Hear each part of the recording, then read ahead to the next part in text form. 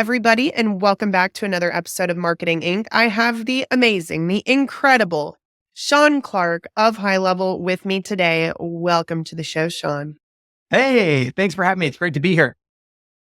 Absolutely. So, always love having you on the show. We've been able to cover a lot of different topics over the last several years. And before we got started, we were chatting about some of the cool things that are coming down the pike for you guys. I think anybody who is a high-level user sees the amount of progress that is made really on a daily basis in the system. For those of us who create tutorial videos, it can be a slight challenge, but as a whole, these are amazing updates that really help us so much in so many different areas. And so today I'd love to talk about some of the recent changes that have been made, some of the things that you guys are going to be rolling out over the next couple of months, and what are the benefits that businesses are going to be able to take from those. So in your opinion, and I guess we'll just start back from last October at Level Up. You did this huge presentation on all of these amazing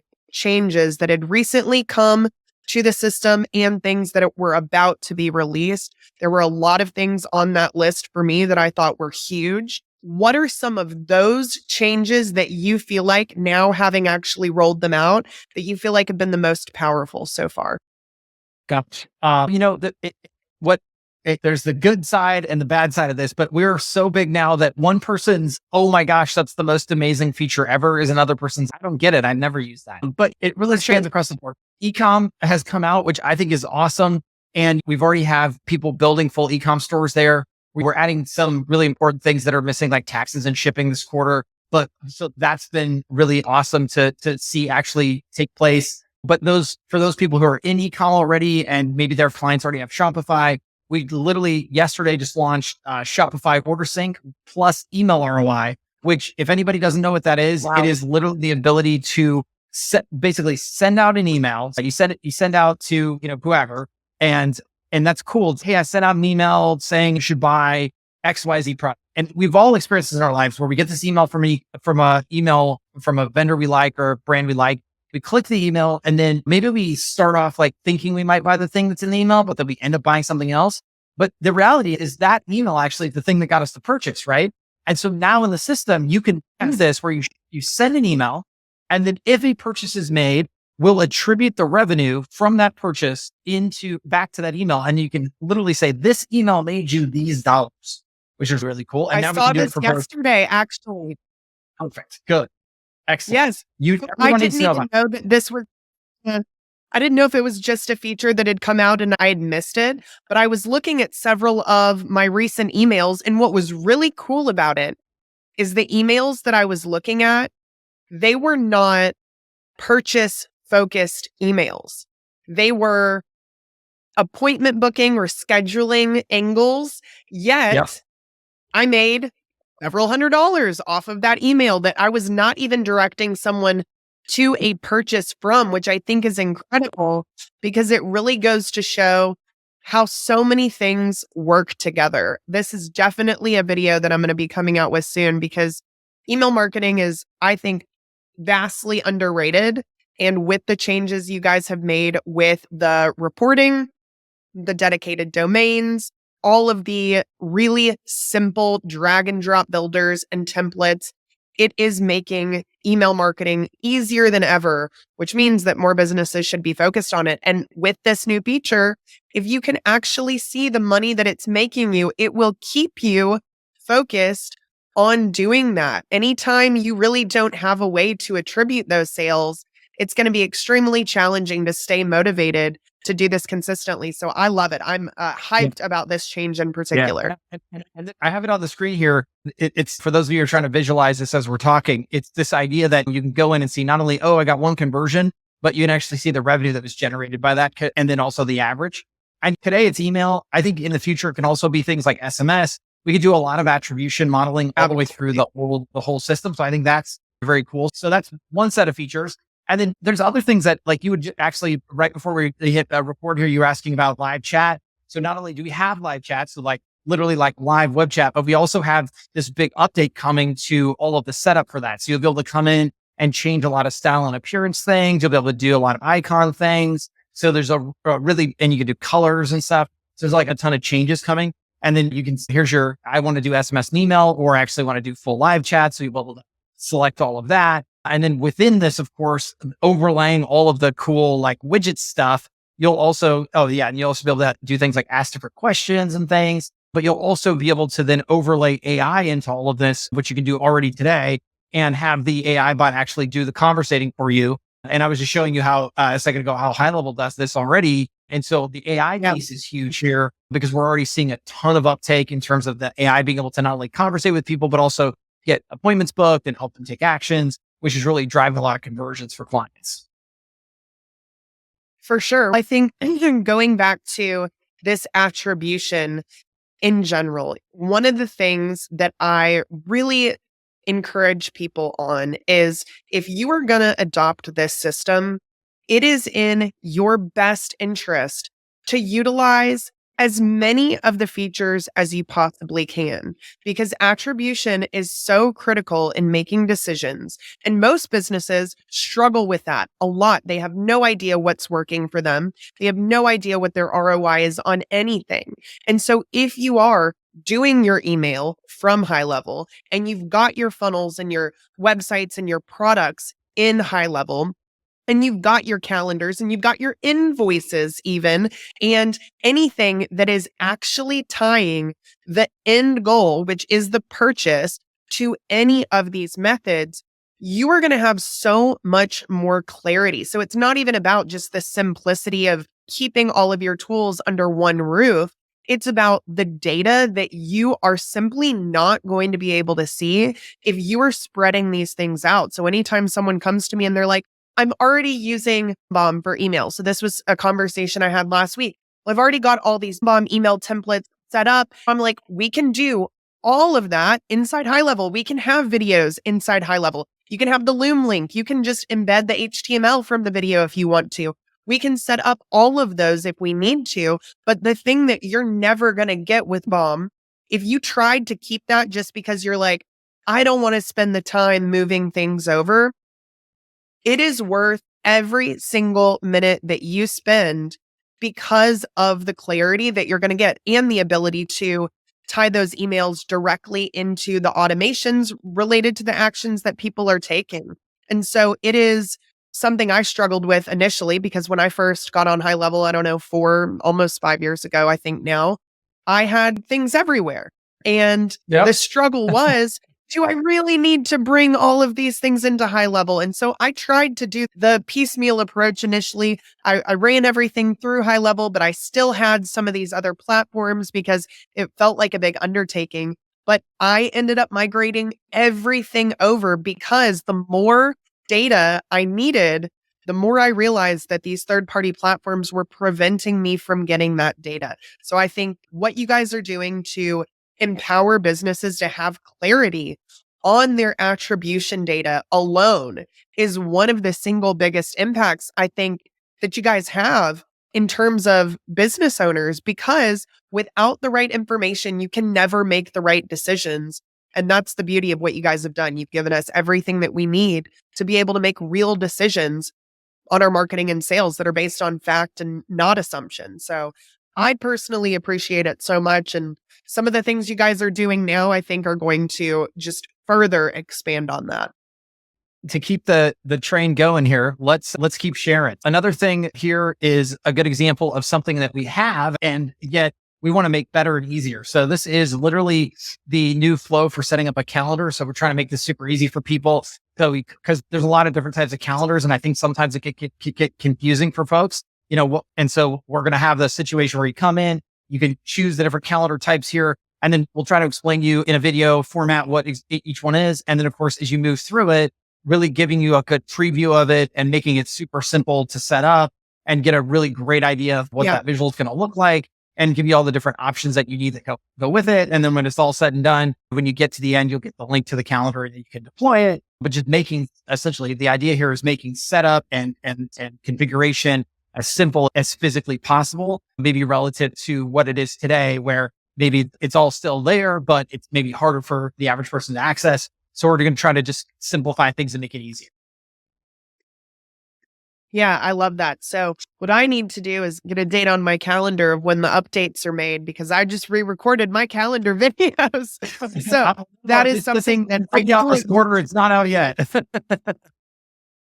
perfect. That is something that I definitely do see people struggle with as somebody who has seen all of the evolutions of the calendars in high level. I feel like what you guys have now is just a night and day difference from what it was to begin with. So I think it's super simple, but it is challenging for somebody who's familiar with the system to know exactly what the differences are and what they truly need. But you guys have really made it so much more flexible. I think with the class booking that's come out recently and the service calendars, those Yeah, the are service count. two Yeah. huge changes that I know so many of my clients really appreciate. The service calendars in particular, we used to have to do that by basically creating our own service calendar pages and interlinking to all of these different calendars. And now you guys have made that simple. It's clean. It's easy to use. It's easy to set up. And it really is helping people like salons and barbershops and med spas and these different businesses that have different appointments for different services with different time frames and different pricing make that process so much more simple. So it does replace something Yeah. like Booksy or Vagaro or any Yep. of those And other tools that you previously may have felt like you had to have. yeah, and so we even made this better. I haven't dropped this today in the video yet, but you can see there are some service menu enhancements. So just doing simple stuff like making it so that you can add a description, and now the description is actually going to be right up here at the top. Just and then being able to easily turn off and on the ability to add guests or staff selection. So just continuing to make that calendar UI just easier, but yeah, more impactful on the service side. And then we are definitely long term very much going to continue to replace those other systems and make it very simple for people to build not only the front end capture pieces, but also the back end operations pieces, excuse me. So we're continuing to really push through that. And then a couple other quick things to share here. I would say one of the things, depending on who you are, communities may not be the biggest thing for a local person, but if you're a fourth grader, you're an influencer, or somebody who has some sort of group they want to run, now having full communities in the app for us has been a big deal. That's a brand new feature, and it really brings this. If you're not familiar with communities, there's essentially like private Facebook groups, but they're a fun way to bring both courses and Facebook-y community stuff nicely together in one. So this has been a very cool feature that a lot of people also, we're going to be rolling out a brand new updated blog creation flow here, which maps a little bit more to some of the other major blog platforms like a HubSpot or a WordPress. And so I think that will be pretty awesome for a lot of folks. So this will come out a lot later this quarter. So I think that's going to be pretty amazing.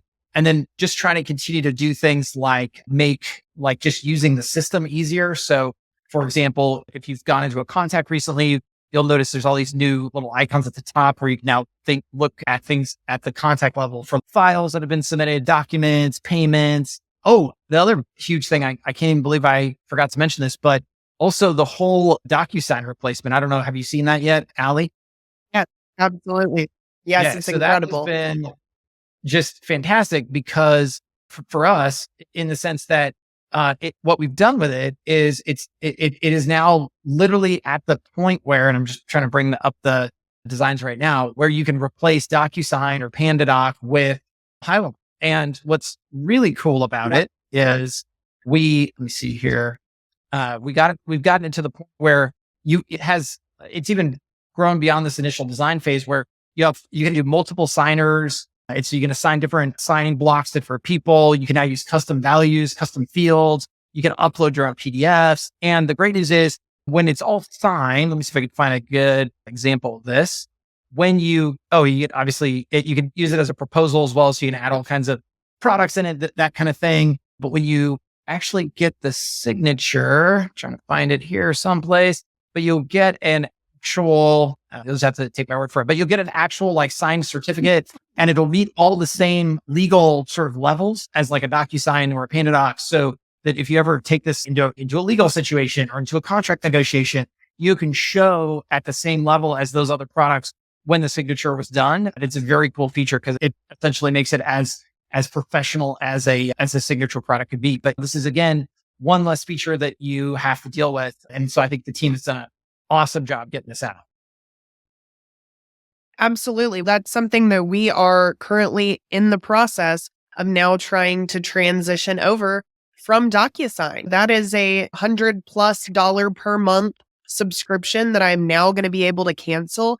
And ultimately, it's not even just about being able to save the money, but that is something that we have a hard time automating because we have a lot of different payment types or payment plans that include different things for different products and services. And so being able to confidently automate those details with DocuSign was a challenge. And so that has been something that we've got all of our templates set up, but it's still a manual process. And now because we do all of our payments through Highlevel for all of our products now, we have those products that are going to be able to be tied to specific contracts so that we know when someone buys on this specific plan, the appropriate contract is going to be able to be sent out. And so this was something that you could do a workaround for in the past with the signature field, with the forms and things like that. Yep. But the big concern for a lot of people was, is this going to hold up if there is a dispute or if there is a challenge to this contract? And so now I think you guys have taken all of that hesitation away from it. It is just one more example of how you guys are truly taking over the SaaS space as a whole, in my mind. There is nothing that feels like it's outside of the scope of possibilities when it comes to what you will do next. And I know, like we were talking about before we started recording, there are businesses that are ultimately going to no longer have the foothold on certain functions and features because you guys are integrating this. And with the existing user base you have, it's only going to be natural for them to use those internal tools as opposed to paying for a third-party solution, even if it does have a direct integration into Highlevel. This is just one more step in simplifying online business and physical in-person business for so many small business owners out there. So I love it. The 100%. e-commerce stuff has definitely applied to several of my clients. I'm excited for some of the shipping features that are going to be coming out soon. I have one client in particular who is really excited for that to come out.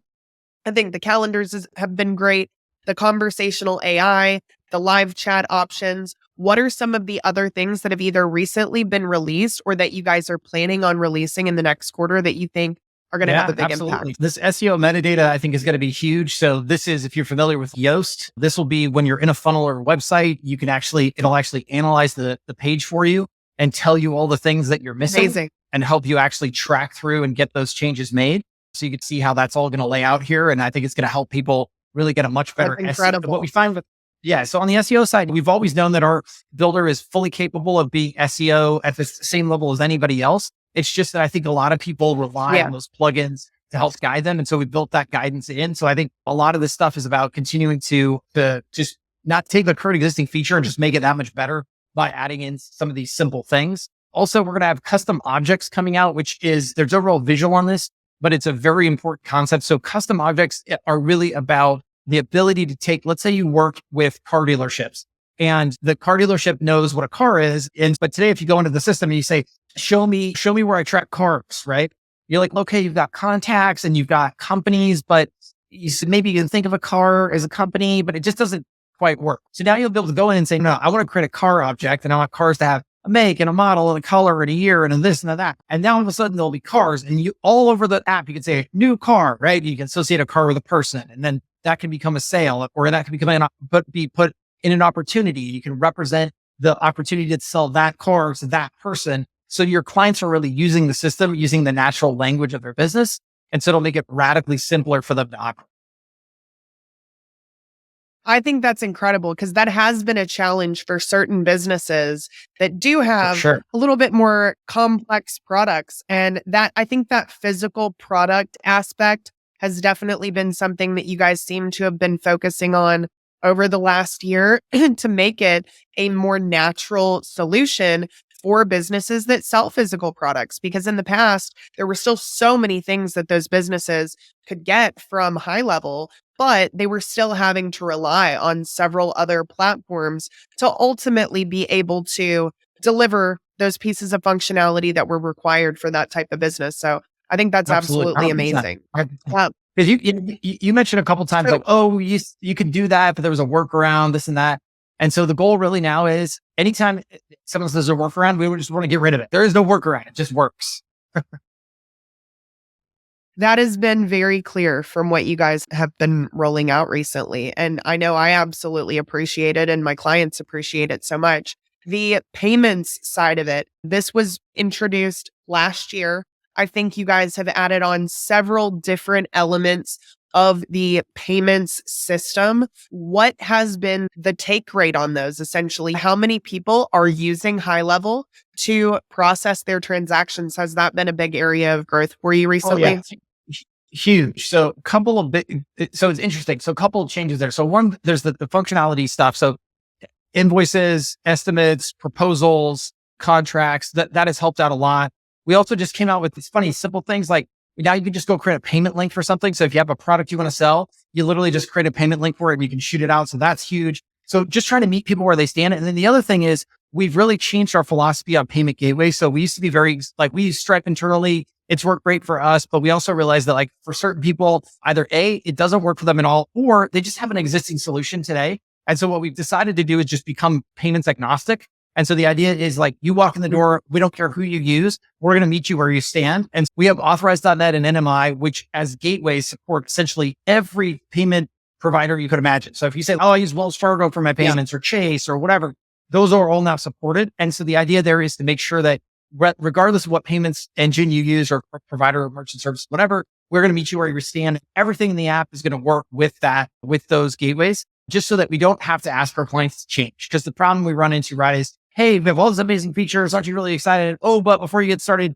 you need to set up a Stripe. If you're like, yeah, but I don't want to do that. We'll also integrate, we'll bring Square in. If it's not this quarter, it'll be next, just because they're a big one and they're unique. They won't go through those other gateways, but we'll have those as well. And also all the mobile stuff. So the mobile payments have also been one of the biggest wins. And we're going to continue. We started with tap to pay, where you can literally tap a card on the phone, or you can tap the phones together and you collect payments. We're just going to keep trucking there. That's been huge.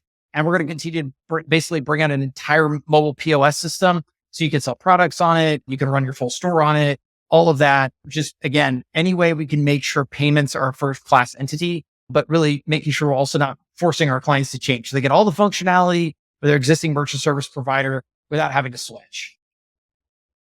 I think that's huge. It really is going to now be such an ideal solution I even think about the people that I buy goods from at the farmer's market. So many of those people use things like Square, and they also really struggle with capturing the customer data of these people that are buying from them. And so if that person doesn't show up at the farmer's market that next week, they really don't have a way to keep selling to that person. And at least where I live, it's very seasonal. And so you only have a certain number of months to do that. So I think this is really just taking the incredible solution that you guys have and making it more and more accessible to businesses of all size. And like you said, just meeting people where they are with whatever situation or scenario that they're in.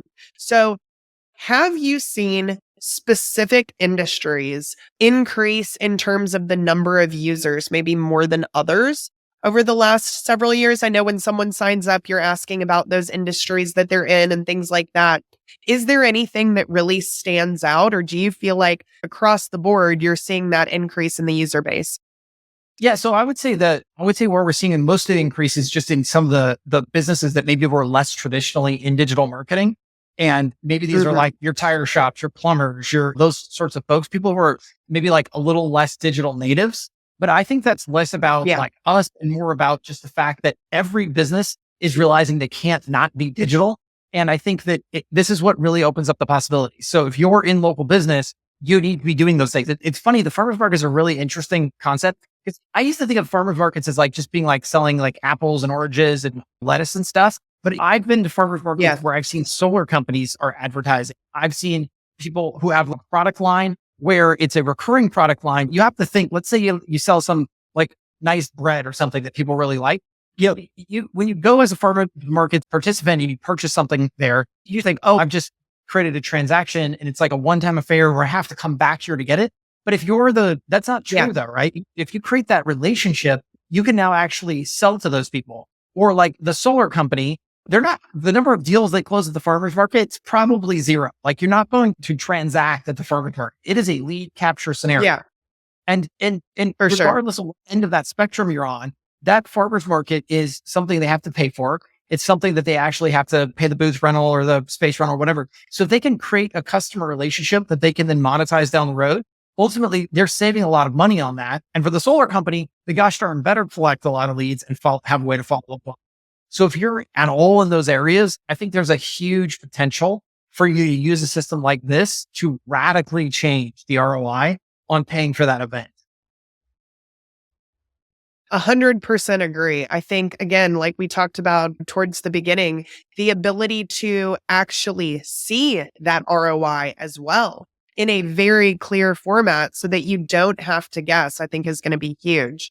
So let's touch on the communities feature, because this is something that I am in the process of setting up. So I have had Facebook groups for my programs for a long time, and I have had several different times where I've considered shifting to something like circle.so and then considering school, but all of my programs, all of my content is hosted in Highlevel. And I did that for a really specific reason, because it was so much easier to deliver those courses and to reset passwords and deal with administrative stuff. And so I've loved it.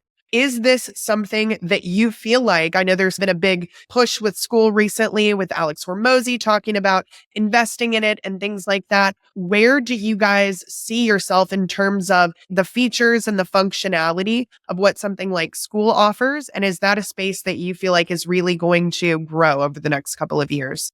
Yeah. So we will have essentially all the major features of school by the end of this quarter. But one thing we're going to do that they won't is we'll be offering white label mobile apps for learners. And these are real apps. So they'll be in the apps market. They'll be downloadable. School, their vision, I think, is different than ours. So their vision is, Allie, we want you to go put your community on school so that we can use your sort of reputation and your name to market to other people and create this network effect. And I think the vision we have is we want to protect the individual creator and say, listen, no, you need a community in for yourself, but you don't need to take your brand and then somehow merge it with ours. We want your community to be yours. And we don't want to say, oh, down here below, if you like Allie, click on these communities. Like that's not our game. We really want it to be specific to you. And so this is where the white label aspect comes back again.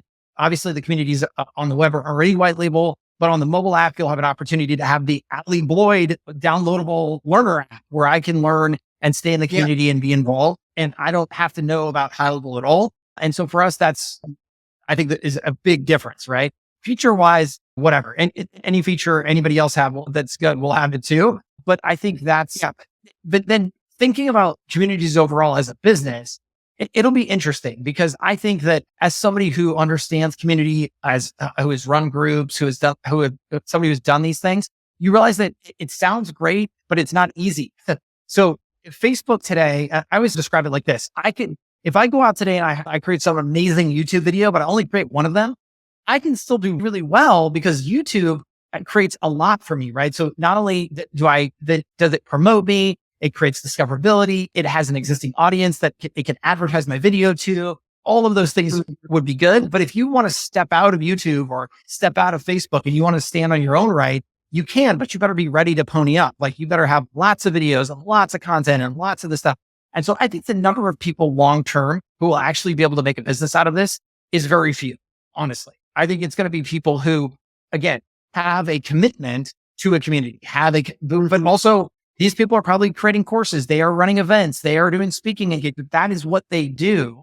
So of course those people have community, but the number of those people who I think will exist in the long term is going to be the minority, not the majority. For the average person, if you're a plumber or something, you're not going to have a community. You don't have a course today, right? And you probably never will. And that's okay. There's nothing wrong with that. That's not your business. But I think this whole idea that community is going to be this new business model in its own right, I have a really hard time understanding how that's all going to work. Because again, I think if you really sit down and say, okay, here's a tool to build a community, go for it. The amount of work required to really pull that off is ginormous.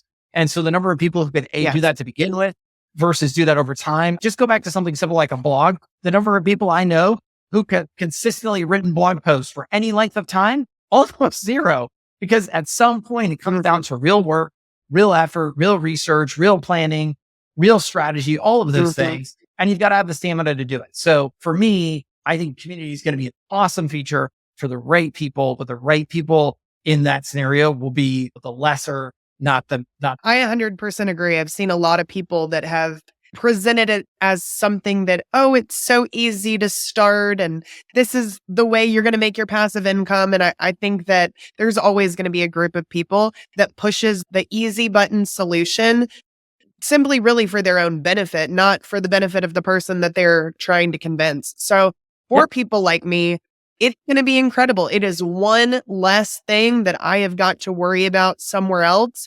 It's tied directly to my course content. Virtually all of my students are in Highlevel anyway. And so it's going to be really just a very streamlined transition for us. So I'm really excited about it.